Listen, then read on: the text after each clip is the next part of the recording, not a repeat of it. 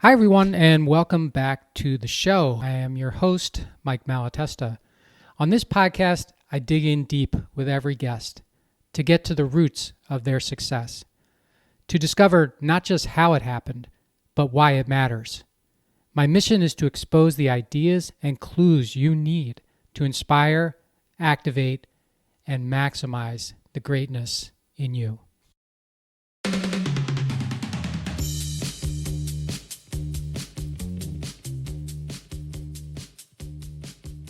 Hey, everybody, welcome back to the How Did It Happen podcast, powered by Winject Studios. I'm so happy to have you here. And I have another amazing guest for you today. I've got David Wood joining me on the podcast. David, welcome to the show. Thanks, Mike. I'm feeling pumped already. Yeah, I am too, because I happened to get a chance to watch a couple of your videos this morning as I was getting ready for this. And there's something about the one video you have that explains your coaching program and your sort of philosophy about it. I was watching it, and I actually decided that I was going to get the transcription of that because it was so well put together, David. Just want to tell you, and so well delivered. So I just wanted to give you that before we get started. Thank you. You're welcome. So let me tell you a little bit about David so that you will get as excited as I am. David is a former consulting actuary to Fortune 100 companies, including names like Sony Music, Chanel, and Exxon. And he left his cushy Park Avenue job 20 years ago to build the world's largest coaching business. He became number one on Google for the term life coaching, serving an audience of 150,000 coaches and coaching thousands of hours across 12 countries, and it's probably more than that by now. Alongside his clients' successes, David is no stranger to overcoming challenges himself, having overcome a full collapse of his paraglider and a fractured spine. By the way, is full collapse like a crash? Is that what that is? Or what happens? Full collapse means that the paraglider turns into a rag that's flapping in the wind, and it's no longer holding you up. And then what happens after that is a crash. Could well lead to a crash and death, or it might be other things can happen. You might throw your reserve chute if you're up high enough, and then you come down under a smaller chute and hope you don't break a leg. Or you may be able to reinflate the wing before you hit the ground. And so I've had two instances of a full collapse. Well, once was a full collapse and I plummeted towards the earth, and I was 300 feet above the ground when I had the collapse. So there's not a lot of space. Whenever you say to a pilot, yeah, I had a full collapse, they always say, how high were you? Because they're like, yeah, no big deal. That happens all the time. But how high were you? I said 300 feet. Their face changes. They're like, holy, like that's often going to end in death. But I reinflated it 80 feet above the ocean. And so I walked away from that one. The one where I broke my spine was, I was only 10 or 15 feet above the ground, and I had a partial collapse, and I fell 10 or 15 feet onto my butt, which is not something you want. But again, I'm alive, I'm walking, and I've decided to give up my wing and keep my feet on the ground. Okay, because I was just going to ask if you're still doing it, if you're one of those kinds of people where twice is not enough. I've got to. No, well, congratulations. Well, I'm glad that you are here to talk about both of those. Thanks. I got the message from the universe. I said to myself, look, if you want to keep doing this, you have to go and watch accident videos and actually get up close and personal with what could happen. If you're still willing to fly after that, you'll become one of the best pilots in the world and really train and be super skillful. If you're not willing to fly, then we'll just let it go. And I went the second option. Okay, fair enough. And in addition to those challenge, or those two couple challenges, witnessing the death of his sister at age 7, severe anxiety and depression, and I'd like to get into that a little bit if we have time, and a national Gong Show. Gong Show, what is that? I know what the Gong Show is here, or was here in the US. What is that, the same Gong Show you're talking about? Or? Yeah, it was called, the segment was called Red Faces, and people would go and compete. There'd be like 3 people and they do something interesting, and there was a judge ready to gong them. as soon Oh, as okay. they thought it sucked. It could be 2 seconds in, or I managed to last a whole minute before I got gonged, which was quite an achievement. Okay. But it's terrifying. Like I literally just a little bit peed my pants. I was that scared to go out on national TV in a kilt, playing guitar and singing a funny song. Absolutely terrifying. But I tell people, if I can do that, if I can face that fear, you can face any fear. Sure. Why'd you do it? Like, what was the motivation? At the time, I was expressing myself through music, and I'd started an act, a one-man band called Mr. Woody, and I wanted to get some press for it. So I went and applied for this show, and Mr. Woody got to be on national TV. Okay. It's very Richard Branson-ish of you, I'd say. Thank you. Putting That's yourself one of the out nicest things anyone's ever said about me. Yeah, I like that. So let me finish. Sorry to get so distracted, but let me finish up the bio. David is the author of Get Paid for Who You Are. The foreword for that book was written by Jack Canfield, which is pretty amazing. And he's a coach, as I mentioned earlier, but he believes that the tough conversations we avoid are our doorways to confidence, success, and love. They become the defining moments which shape our world.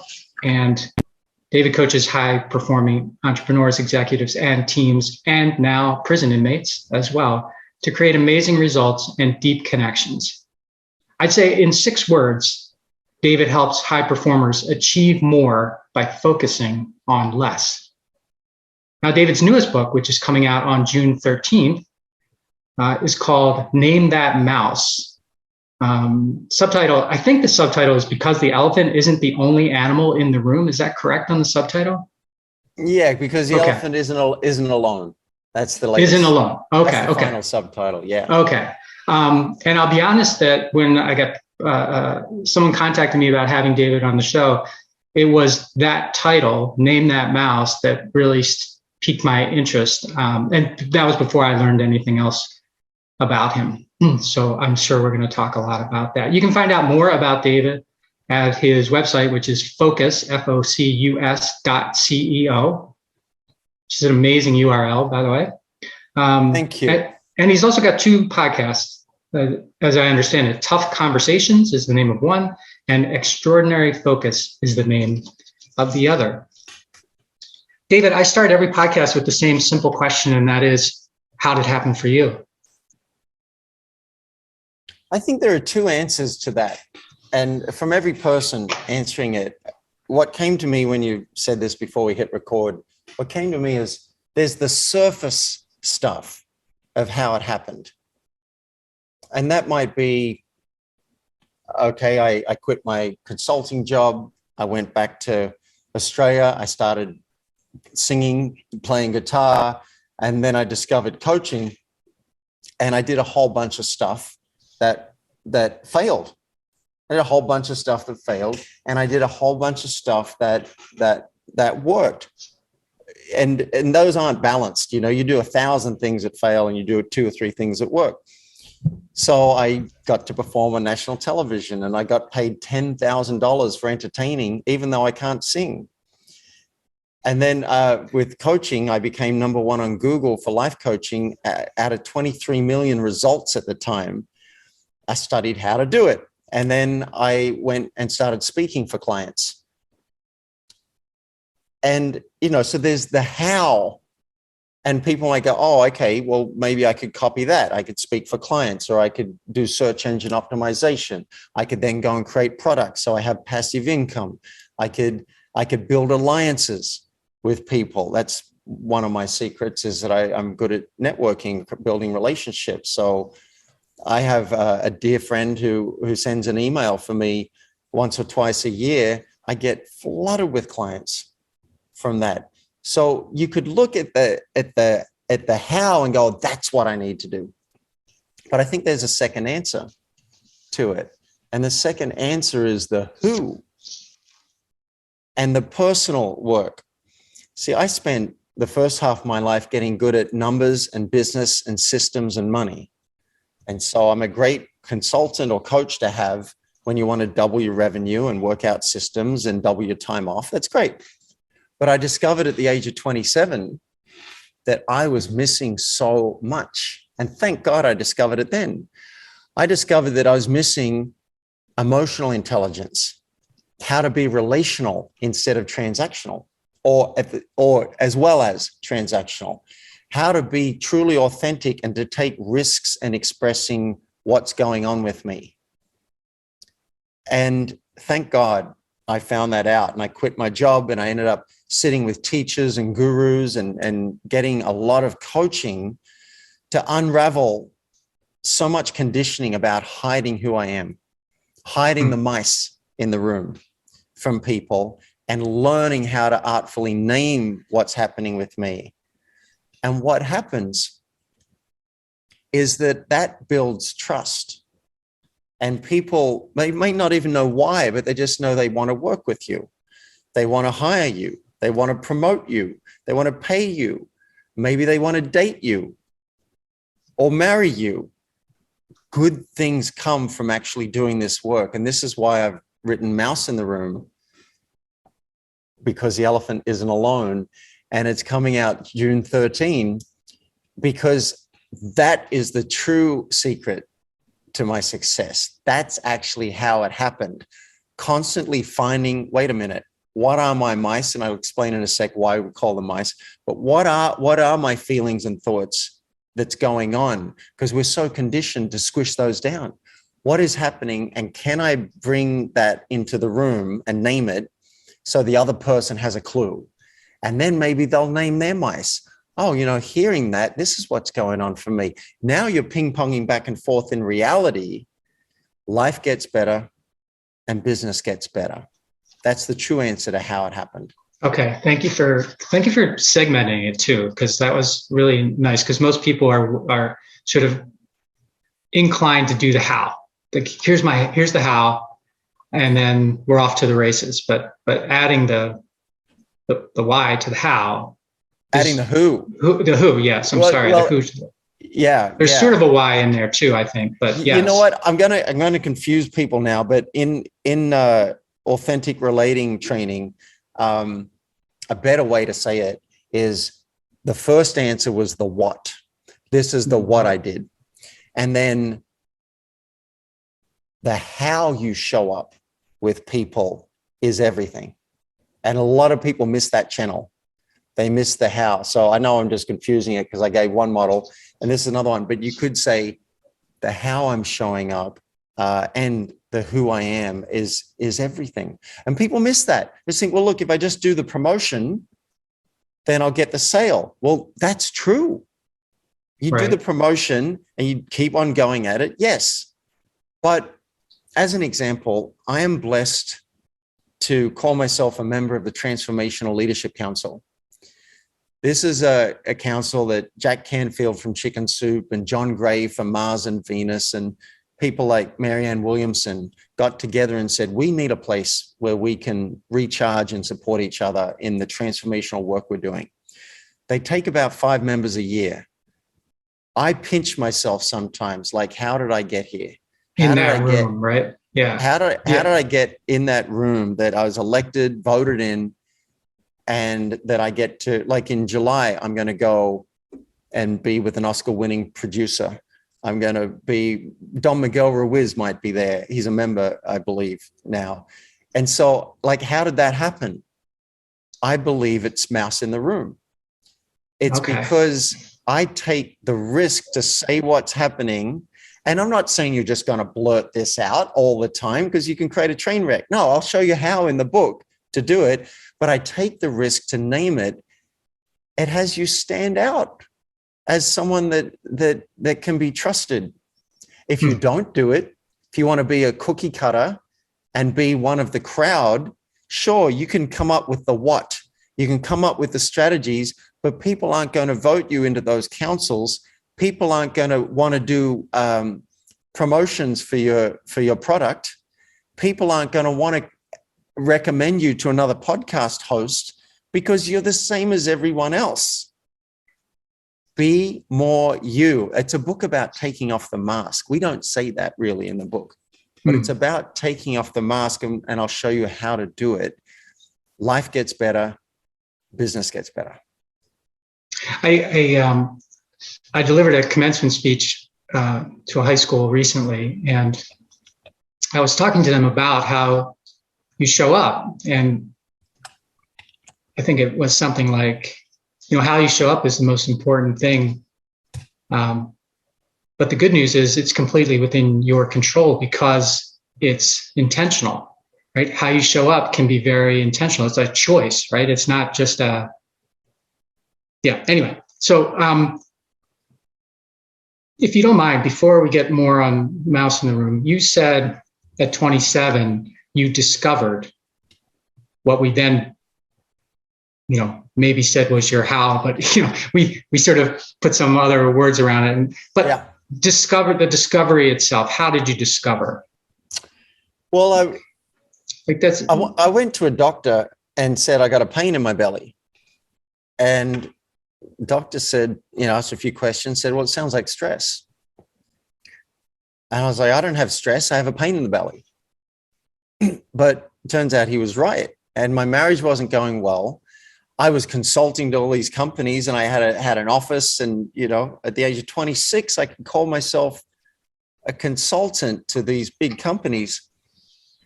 And someone said, why don't you try this coaching? And coaching was very new back in 1996. Very, very new. But she said, look, I've gotten coaching myself. Go and get coaching. I think it'll help you work out what you want and who you are. And I was like, I could use some of that. I've been focused on the what all my life. And it got me where I am. Like, it was working. I got paid to go to college. Some people in the US have got $100,000 in student loans they got to pay back. My college was free and I got paid to go. So that's the privilege that I had. So something was working, but it wasn't working on the personal. I didn't know anything about that. And so I went and got coaching and bit by bit, step by step, discovered, oh my goodness, there's a whole world out here of connection and heart opening and service and transparency. I remember doing a seminar, participating in a seminar, and watching the seminar leader on the third day of the course say, I'm terrified of people. And my brain stopped. I was like, what? You've been standing in front of people for 3 days. This is your profession. That was one thing. I'm like, you're terrified of people and you're willing to do this. So I got his level of service and commitment to transformation. But the other part of my brain is going, you can say that? I didn't know you could say that. Because if you say that, people think you're weak and, who wants to be with someone who's terrified of people? But that also wasn't my reaction to him. My reaction wasn't, oh, you're weak. My reaction was, how courageous. Yeah. In that moment, I wanted to be him.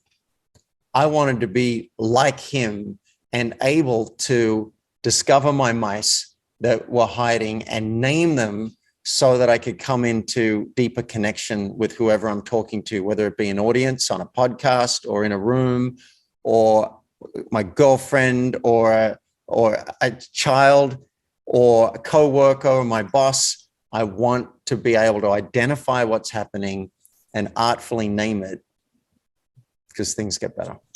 And what is the power of openly identifying and artfully naming these things? You had said earlier, and I think this is important, because there are a lot of people who are very willing to maybe not artfully name, but point out these mice in other people, particularly, not necessarily themselves. And it's often, and the people who do that often feel like they're doing something powerful, but they often are not. They're not doing anything powerful at all. In fact, they're sort of shutting down everything else because they're, let's say, quote unquote, unfiltered. And you had mentioned that there's a nuance to this. So first of all, I'm just curious, why is it important to do it? And then how do you do it in an artful way? Yeah. So let's do that in reverse order. So how not to do it. Firstly, if you say to someone, you talk too much or you're a bit too loud, that's not a mouse. That's a criticism, and that's an assessment of someone else. That's got nothing to do with you. That's not your experience. Your experience might be, when you speak at that volume, I feel anxious. That's a mouse. Mm. You see the difference?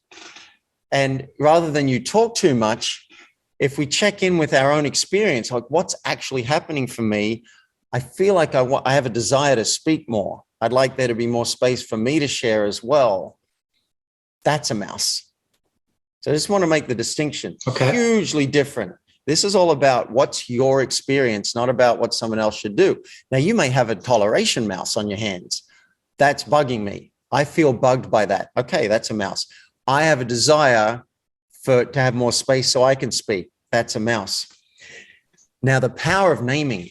This is an exciting topic for me. We don't generally have a culture, at least in the US and Australia. I'm familiar with both of those cultures. We don't have a culture of just naming something for the sake of naming it. Normally, if you name something, something's got to happen. Hey, I'm attracted to you. You're trying to get somewhere. Or I'm feeling unhappy in this relationship. You might have an agenda of, I want you to fix that.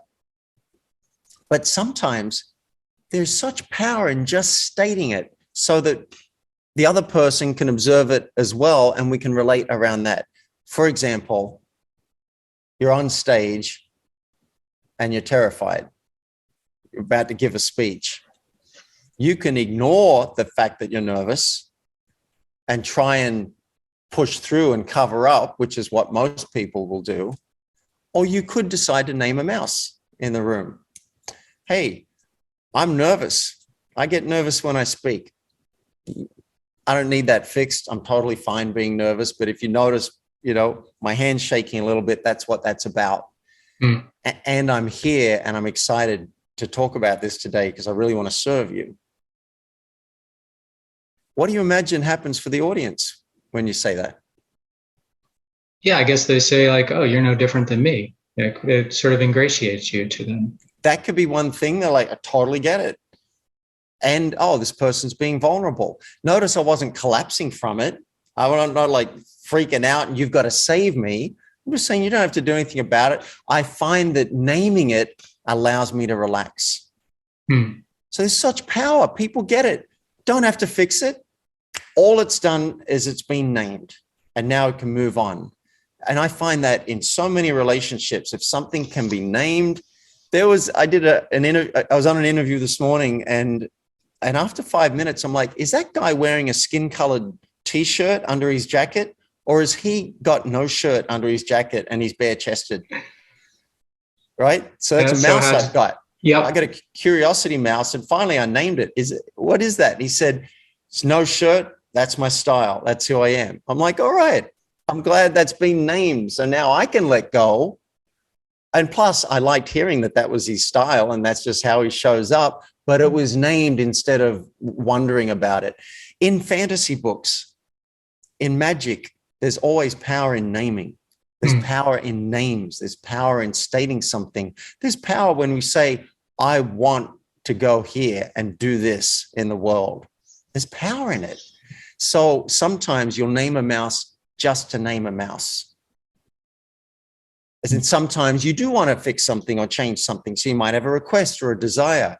But let's suppose you're in a meeting and the meeting's gone 10 minutes over and the person running the meeting hasn't said anything or no one said anything. Maybe everybody in the room's thinking, God, this has gone 10 minutes over. I wonder when this is going to end. If someone names it, hey, ideally the person running the meeting, hey, I noticed we're 10 minutes over and I think this is important what we're doing. What do you say we go 5 more minutes and then we wrap this up? Now everyone can stop with their own mice about it and we come back into alignment. There's power in naming. So I appreciate the power in naming. And what you said, name it and then move on, I thought was really great advice too. But it also made me think, what if that someone else won't let it go though, David? So, yeah. So when we say, and then you can move on, maybe you can move on. Sometimes when you name it, the other person might have a reaction. They might have their own mice come up. So it's really good to also check for impact. I did something last night. I was about to go on stage and someone was joking over on the side of the stage and I wanted him to shut up because I was trying to get into character and I was clumsy about how I said it. And so this morning I created a little video on Loom. Loom.com is a great tool. Just create a little video and send a link. And I created a video saying, I apologize. I could have said that a lot better. So I named it. I named that I was feeling bad about how I did it and I wish I'd said it better. But at the end of the video, I said, and I want to check for impact. How was that for you? You might have thought, what an asshole here telling me to shut up. I just want to check for impact. So when you name a mouse, I could also say, how is it to get this video? Mm-hmm. Give the other person a chance to share their mice. So yeah, maybe they can't let it go because they haven't had a chance to speak. So these are magic words. How is it for you to hear that? Now that I've said this, I'll often even go further. If you want an advanced tip, give them a menu. Are you inspired? Are you embarrassed? Are you annoyed that I brought it up? I just really want to know how it is for you. And then they can name their mice. Then I might be like, oh, hearing that, I can totally get that. And now you're ping-ponging back and forth in reality instead of trying to present a front to the world and they're presenting a front and they don't know what's going on with you and you don't know what's going on with them. That's how we generally live in the world. And we get by. But the magic we see in movies, and I don't mean fantasy now, I just mean when you see a deep moment, someone reveals something, takes a risk, and everything changes. We watch movies to get that. Well, we don't have to do that. We can get that by practicing the art of mouse naming. And how well, I'm just thinking, like, how well do I need to know someone before it's appropriate to name a mouse that involves them? So, I'm thinking like a meeting sort of environment. Sometimes I'm in meetings with people and I know all of them. And sometimes I'm in meetings, like, for example, you could be at your Transformational Leadership Council meeting and maybe you don't know everyone well, right? So how well do you, in your experience, how well do you need to know someone for this to work well? I'm going to rephrase the question to how well do you need to know someone before you can tell the truth? Yeah. Okay. And I find that question valid and sad at the same time. Why? What culture and world are we living in that's a valid question? How well do I need to know this person before I can tell the truth? What if we lived in a world where that wasn't even a question, that we just assumed that it was okay to tell the truth as a default? Now, you also bring up, I think there are really good issues here about, is it always appropriate to name a mouse? And how much is it appropriate to reveal? These are all good questions, and I will answer those. I'll give an example, though, because I don't want listeners to be too careful. You might be thinking, oh, I couldn't do it with this person. I don't know them. I just sat down on the park bench. I couldn't say that to a stranger. Or this is a work situation. I can't say I'm concerned that we're going in the wrong direction with the company, right? We have that all the time. We're too careful. When I went to my first Transformational Leadership Council meeting, I didn't know. I think I knew one or two people at that whole meeting. And they said, welcome to our new member. Is there anything you'd like to say? I stood up and said, I'm freaking out. I'm starstruck.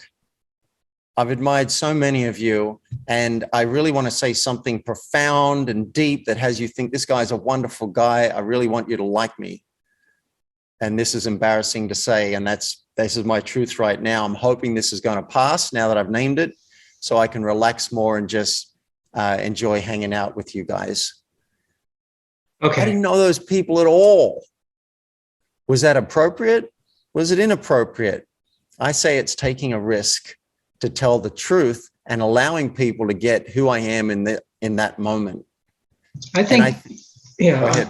No, I'm sorry. So I love the way that you explain that, because in that situation, you being the newbie, you being, the one coming in, you made the mouse about you. Right? I named my mouse. You named your mouse. And that seems to me to be easier than perhaps naming a mouse about someone else in the same type of circumstance that I brought up originally, was where you said, it's a valid question, but it's also, sort of a shame that we can't do that. So help me with that.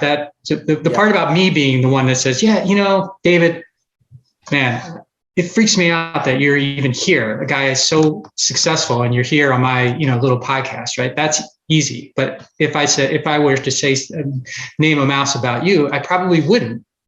If I felt like you were, let's say, status or wealth or whatever it could be. Like, what's an example of something you might not name about me? Oh, I don't have one particularly right now, but I'm just using you as an example of someone coming into my world where if there was something, when I don't think I would be that successful naming something unless I was really artful at doing it. And maybe that's the key. Well, too early. It's important to distinguish, though. Is it your mouse? Is it your mouse? Are you talking about your experience, or are you telling someone else how you want them to change? Well, that's a great comeback, because when you first started doing the mouses, I noticed that every one was an I statement, whether it was ultimately about you or whether it was about how they could make you feel. It was an I statement to start. So that's got to be a key to it. Huge. Yeah. And in the book, I make that very clear, do's and don'ts. And one don't is don't blame the other person. Don't be talking about them. Don't make universal statements that you can't back up. Like you're always late. May not be true. Maybe they were on time once, right? Now you got something that can be debated. If you say, you talk too much, can be debated, right? So when you start using I statements, you are now speaking inarguably. And that's a powerful communication technique and leadership technique. Just talk about how you feel and how you're impacted. I'm in an acting class, and I see all sorts of things that I think the other person could change. Like, oh, you're a bit stiff here, or you a bit that. That's not my role. Mm-hmm. They're not paying me to coach them on that. So a lot of that I just keep to myself and I let the teacher do it. But if it's impacting me, I might say, I noticed when you said it like that, I felt a little more contracted. Whereas when earlier you said it this way, I felt really emotional. I felt myself open up. So now I'm using I statements and sharing my experience. Now, I want to talk about how much truth is appropriate. Yeah. You're not just going to, look, you have a right to privacy. That's one thing. I don't share everything on podcasts. There are some things I've done in the past that I feel ashamed of. Sometimes I share it in a private conversation if I think it'll be of service to the person, but I don't just blurt it out to thousands of people who don't know me. So that's an example. In a boardroom, if you're the CEO, you don't go in and say, I'm freaking out. We're going off a cliff. I don't know what we're going to do. Ah! Right. You don't do that. You do that with your coach. Right. And then you might go into the boardroom and say, some of you might be alarmed and scared in the current economic climate. I don't blame you. Sometimes I am too. We don't have all the answers yet, but we've got the beginnings of a plan, and together we'll work it out. You can name things without bleeding from them. Okay. I once had someone who was going to come to my birthday party because I'd invited a group of people. And it was weird to invite some and not the others. So I invited them all. And then I was like, boy, she really tends to take a lot of the attention out of the room. She sucks the attention out of the room. And I want this to be my night. Well, do I know her well enough to speak the truth? No, because I barely know her. And yet it's important. It was important to me. If I stayed silent, I'm setting it up for a real problem. It's a setup. So I called her and said, can we chat? And I tried to use I statements. I noticed sometimes when I'm around you, it feels like the attention goes to you. And tonight, I want it to be my night. And so I'm still happy for you to come. Could we have a signal? If I feel like that's happening, I just give you a signal so you're aware of it. Now that's risky. She said, let me think about it. She thought about it for an hour and came back and said, I don't think I'm going to come. It doesn't feel good. It doesn't feel good to me. It doesn't feel right. I said, okay. That was the last communication we had until, for like a few years, until a couple of days ago when I reached out. That was appropriate. I say that was what was supposed to happen. We weren't good friends. And if she didn't want to come and fit into what I wanted for my birthday party, she should not come. But it wasn't about, did I know her enough or whatever? And I'm saying this because I don't want people to think, oh, I don't know the person enough to tell the truth, to name a mouse. No, there's always a way for you to be yourself in the world. There might be times you choose not to name it. And if you want, I could give some examples of when you might say, I'm not going to name it. Yeah, sure. But I do want to say, first of all, on that one, courage. Most people, even if they were feeling the way that you said you were feeling, I think would just hope for the best. They would not have that conversation with the person. They would be anxious about it. And when the person showed up, that anxiety would increase. And then when the attention started going to that other person, they would be like, damn, I knew that was going to happen, but they didn't do anything proactively about it. Yeah. And if you don't name your mice, they tend to breed. Yeah. So, in the book, I say you can choose the discomfort of wearing a mask or the discomfort of telling the truth. One of these has much greater upside. Yeah. Okay. Yeah. Okay. So, examples of when not to use it, or how not to. Yeah. So in the book, there's a process I call the 3D process. And the first D is discover your mice. Because one of the biggest reasons we don't name our mice, we don't know what they are.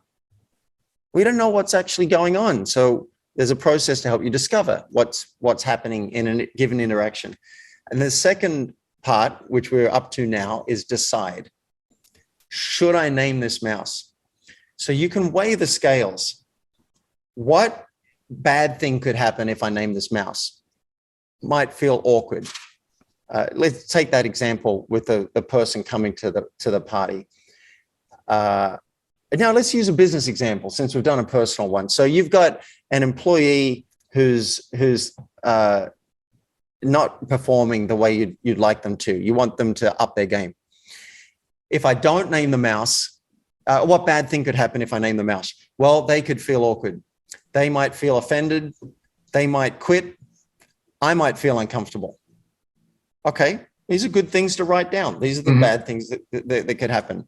What good thing could happen out of naming this mouse? Well, the person could understand more of what's needed from them. They could up their game. They could improve their career.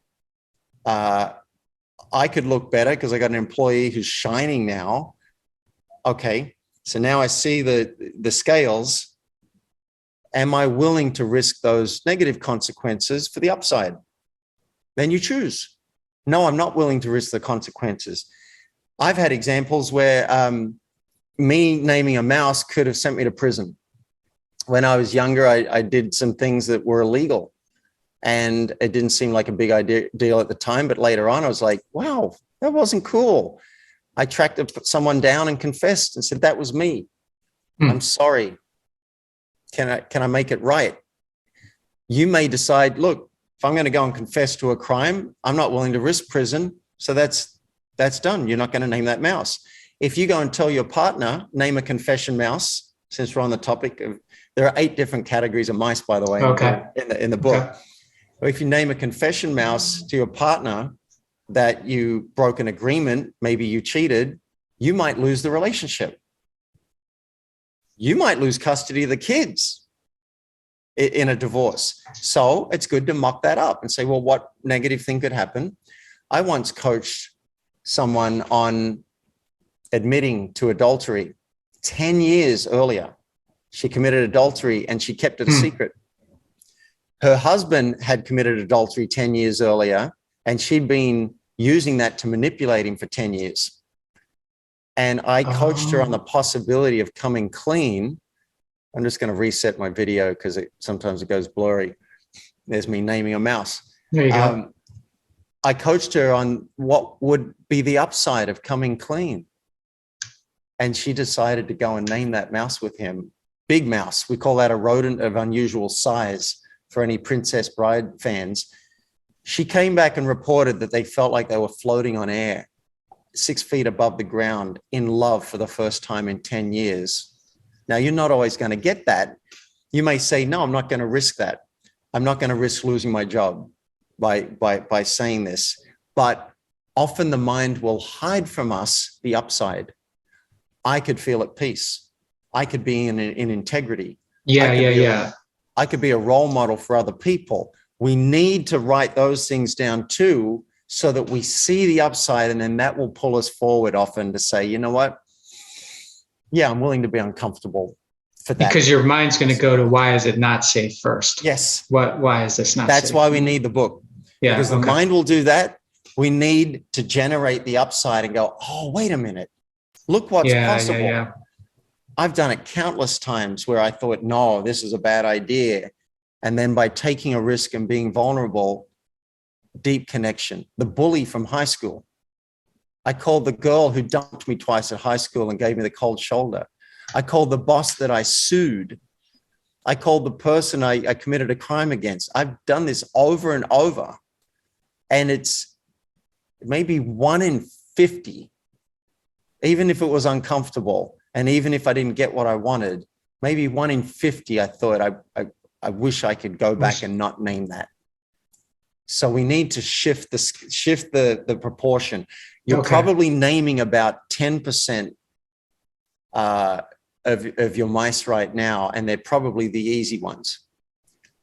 I'm suggesting, what would life be like if you named 60, 70, 80% of those mice, and especially the difficult ones? And don't worry, I'll show you how in the book, because that's the next piece of the 3D process, how to disarm the person so that they're positioned to receive your mouse and they're less likely to get their back up and be defensive.